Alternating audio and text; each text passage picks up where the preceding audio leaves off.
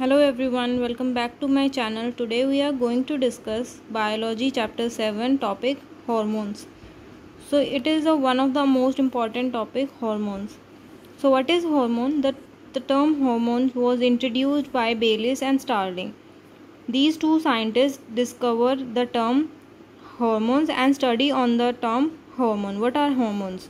So hormones are chemical substances. ये chemical substance होते हैं जो secrete in trace amounts, बहुत ही थोड़े अमाउंट में, बहुत ही माइन्यूट अमाउंट में सीक्रेट होते हैं बॉडी के अंदर, रिलीज होते हैं बाय स्पेशल टिश्यूज़, और स्पेशल टिश्यूज़ के थ्रू ही ये सीक्रेट होते हैं बॉडी के अंदर, और इनको बोलते हैं एंडोक्राइन ग्लैंड्स।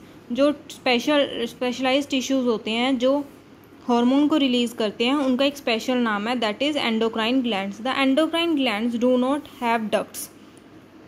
जो एंडोक्राइन ग्लैंड्स होते हैं उनके पास डक्ट्स नहीं होते हैं टू पास देयर हार्मोन्स, ताकि उनमें से हार्मोन्स पास हो सकें। So they are called ductless gland. तो इसीलिए इन्हें क्या बोलते हैं? Ductless glands.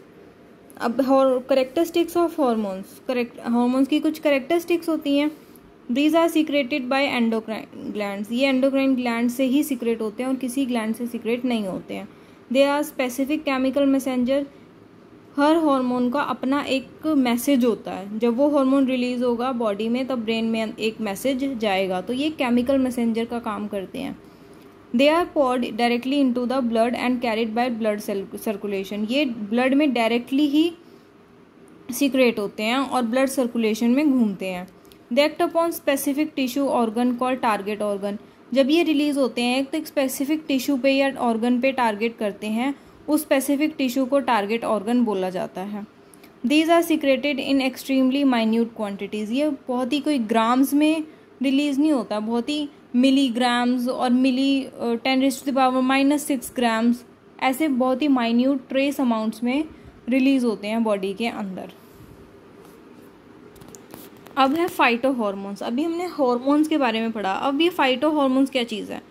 Phytohormones present in plants which control and coordination since plants have neither a nervous system nor muscle like animals. ये फाइटो हॉर्मोन स्पेशली प्लांट्स के अंदर secret होते हैं। उनके अंदर हार्मोन सीक्रेट नहीं होते, उनके अंदर फाइटो हॉर्मोन सीक्रेट होते हैं, बिकॉज उनके पास ना ही एक नर्वस सिस्टम है हमारे जैसा और ना ही मसल्स हैं एनिमल्स के जैसी। इसलिए उनके कंट्रोल और कोऑर्डिनेशन को मेंटेन करने के लिए फाइटो हॉर्मोन्स रिलीज होते हैं। और फाइटो हॉर्मोन्स बहुत वेरियस टाइप्स के होते हैं। फर्स्ट फाइटो हॉर्मोन्स हमारे पास है जिसको हम डिस्कस करेंगे, वो है auxin. What is the use of auxin? What is the meaning of auxin? They help in growth of stem. सबसे पहला ऑक्सिन का काम होता है स्टेम की ग्रोथ में हेल्प करना। स्पेसिफिक स्टेम की ग्रोथ को हेल्प करने में कौन सा हार्मोन यूज होता है? Auxin. They inhibit the growth of lateral bud. Lateral bud की जो ग्रोथ होती है उसको इनहिबिट करने का, उसकी ग्रोथ को रोकने का काम किसका है? ऑक्सिन का काम है। अगर ऐसा कुछ हो रहा है प्लांट के अंदर तो हमें पता लग जाता है कि कौन अपना काम दिखा रहा है? ऑक्सिन दिखा रहा है। They promote the formation of adventitious roots in cutting. जो हम कटिंग की हेल्प से प्लांट्स ग्रो करते हैं, उसके अंदर रूट्स कैसे आती हैं? हम तो एक कटिंग ग्रो करके उसके बाद उसे कटिंग को डायगनली कट करके उसके बाद उसे सॉइल में प्लांट कर देते हैं, तो उसके बाद उसमें रूट्स आने लग जाती हैं। तो वहाँ पे कौन सा हार्मोन उसे हेल्प कर रहा है? एक कटिंग के अंदर रूट्स डेवलप करने के लिए ऑक्सिन हेल्प कर रहा है।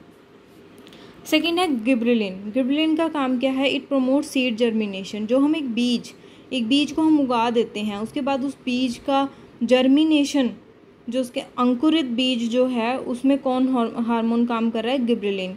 It produce hyper elongation of stem. Stem को एकदम से बढ़ाने का काम, एलोंगेट करने का काम कौन कर रहा है? गिबरेलिन। हाइट देने का काम कौन कर रहा है? गिबरेलिन। प्लांट का हाइट अगर ज़्यादा है तो गिबरेलिन ज़्यादा रिलीज हो रहा है, कम है तो ये कम रिलीज हो रहा है। It stimulates flowering in a long day plants. जो लॉन्ग डे प्लांट्स में जो फ्लावरिंग होती है उसमें कौन हेल्प करता है? गिबरेलिन। थर्ड है cytokinin. Cytokinin is one of the most important phyto hormone because it promote cell division. Cells को डिवाइड करता है। It promote shoot formation in tissue culture, shoot formation करता है। It helps in delaying leaf senescence. ये जो leaf की जो delaying होती है, लीफ को टूटने से बचाता है। Ethylene is one of the most important phytohormone in fruit plants because it promotes fruit ripening. Fruit को पकाने में जो हेल्प करता है hormone, that is ethylene. For example banana and Apple. उसके बाद है इट प्रमोट्स एब्सीशन और shielding of leaves, fruits and flowers.